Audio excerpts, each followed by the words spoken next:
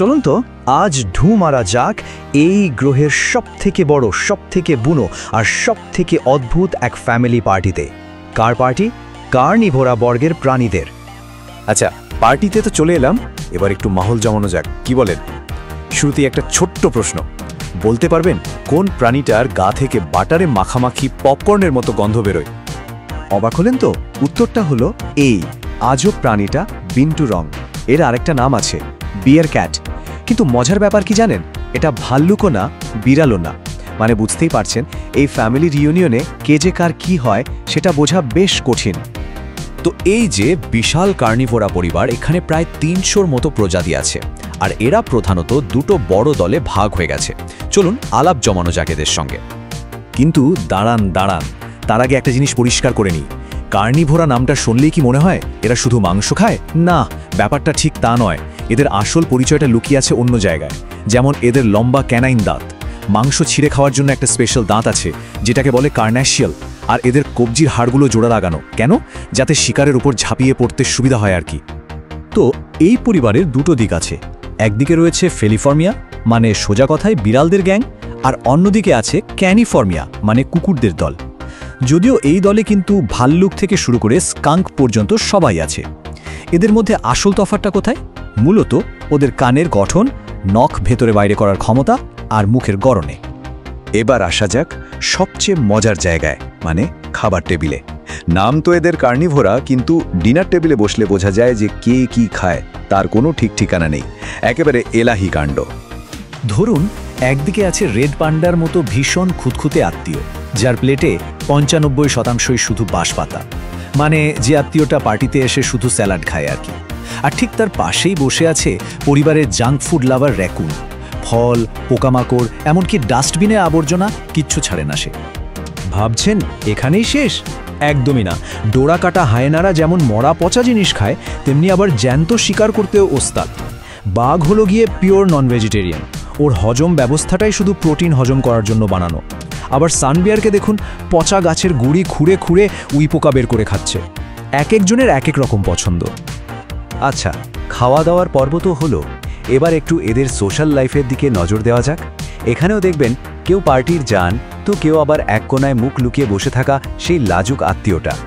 প্রথমে আলাপ করা যাক মিরক্যাটদের সঙ্গে। এরা হলো পার্টির আলটিমেট এক্সট্রোভার্ট। প্রায় ৫০ জনের বিশাল একটা গ্যাং বানিয়ে একসঙ্গে থাকে, হইচই করে। এমনকি এদের মধ্যে পাহারাদারের ডিউটিও ভাগ করা থাকে। দারুণ ব্যাপার না? আর ঠিক এর উল্টো দিকে আছে পরিবারের একলা সদস্য, মানে ইন্ট্রোভার্ট, চিতাবাঘ। এরা একা থাকতেই ভালোবাসে। পার্টিতে এলেও এদের খুঁজে পাওয়াটা একটা চ্যালেঞ্জ। ব্যাপারটা এখানেই শেষ নয়, আরও প্যাচ আছে। যেমন ধরুন, মেয়ে চিতারা একা একা থাকলেও পুরুষ চিতারা আবার ২-৪ জনের একটা গ্যাং বানিয়ে ঘোরে। আবার সিংহদের দেখুন, ওদের দলে একজন বস পুরুষ সিংহের সঙ্গে অনেকগুলো ফিমেল লায়ন থাকে। এর ফলে চিড়িয়াখানায় অনেক পুরুষ সিংহ একা পড়ে যায়। তখন ওদের জন্য বানানো হয় ব্যাচলার গ্রুপ, আর বলাই বাহুল্য সেই গ্রুপের ড্রামার কোনো অভাব হয় না।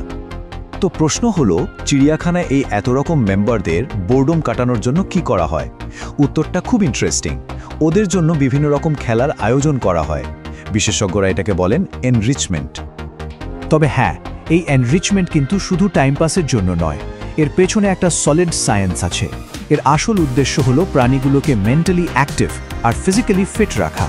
মানে ওদের স্বাভাবিক ব্যবহারগুলো যাতে ঠিকঠাক থাকে আর স্ট্রেস যাতে কমে, সেটারই চেষ্টা করা হয়। ভাবছেন কীরকম খেলা? অনেক কিছুই হতে পারে। ধরুন, শিকারের গন্ধ ছড়িয়ে দিয়ে খাবার খুঁজে বের করার একটা ট্রেজার হান্ট, বা খাবারের জন্য পাজল সলভ করা, এমনকি বরফের ভেতরে খাবার জমিয়ে দেওয়া। অনেক সময় তো নকল শিকারের পেছনে দৌড় করানোর মতো হাইটেক খেলাও থাকে। যেমন ধরুন লুয়ার কোর্সিং। এই খেলার মাধ্যমে একটা চিতা ঠিক সেটাই করার সুযোগ পায় যেটা ও সবথেকে ভালো পারে, মানে ঝড়ের গতিতে দৌড়ানো। আর এই দৌড়টা ওদের শরীর আর মন দুটোর জন্যই যে কতটা জরুরি তা আর বলার অপেক্ষা রাখে না। আর একটা খুব মজার জিনিস কি জানেন? ভাল্লুক হোক বা নেকড়ে, বেশিরভাগ কার্নিভোরই কিন্তু খাবারের জন্য একটু খাটতে ভালোবাসে। এমনি এমনি প্লেটে খাবার দিয়ে দিলে ওদের পোষায় না। এই ব্যাপারটাকে বলে কন্ট্রা ফ্রিলোডিং, মানে কষ্ট করে জোগাড় করা খাবারের মজাই আলাদা। অবশ্য এর একটা ব্যতিক্রম আছে, আপনার বাড়ির আদুরে বিড়ালটা।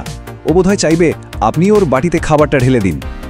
তাহলে এই যে এত বড় একটা ফ্যামিলির ইউনিয়ন থেকে আমরা ঘুরে এলাম, আসল বিষয়টা কি দাঁড়ালো এটাই যে এই বিশাল পরিবারটাকে ম্যানেজ করা মানে শুধু ওদের খেতে বা থাকতে দেওয়া নয়।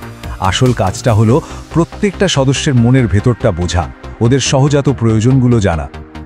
এরপর যখন চিড়িয়াখানায় যাবেন তখন কিন্তু শুধু খাঁচার ভেতরে প্রাণীগুলোকে দেখবেন না, বরং ভাববেন যে আপনি একটা বিশাল, অদ্ভুত আর দারুণ আকর্ষণীয় ফ্যামিলি রিউনিয়নে এসেছেন। আর এখন তো জেনেই গেছেন যে কার গা থেকে পপকর্নের গন্ধ আসে, কে খাবারের ব্যাপারে খুঁতখুঁতে, আর কে পার্টিতে এসেও দৌড়ঝাঁপ করতেই ব্যস্ত। ওদেরকে ঠিক খুঁজে বের করবেন কিন্তু।